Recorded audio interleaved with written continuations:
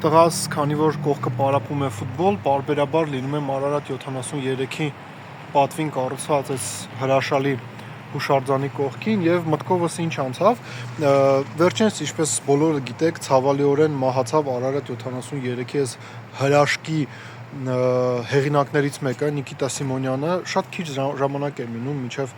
պարոն Սիմոնյանը 100-ամյակը իր նշել, բայց բախտը այդպես դասավորվեց։ Ռուսաստանում, մասնավորապես Մոսկվայում Սպարտակի մարզադաշտում արդեն Նիկիտա Սիմոնյանի պատվին վերանվանել են Սպարտակի տրիբունաներից մեկը, մարզադաշտի տրիբունաներից մեկը, աշխովս վերջերս ընկավ նաև տեղեկատվություն այն մասին, որ Ավագանու Մայր Հայաստան խմբակցության կողմից կա նախաձեռնություն վերանվանել փողոցներից մեկը Երևանյան Նիկիտա Սիմոնյանի պատվին,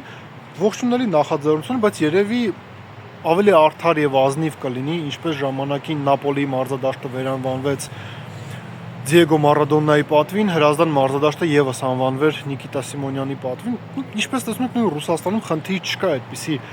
քայլեր անելու հետ կապված։ Վերջերս օրինակ եւս մեր մեկ հայրենակցին պատվեցին, Կրոնշտադում բացեցին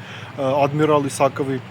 կիսանդրին, սրանք թեմաներ են, որոնք այնքան էլ հաճախ չեն հայտնվում Հայաստանի լրատվական դաշտում, բայց թեմաներ են, որոնց մասին արժե խոսել, բայց իսկապես ընկերներ, կարծում եմ ճիշտ կլինի, եթե Հրազդան մարզադաշտը Նիկիտա Սիմոնյանի պատվին անվանենք։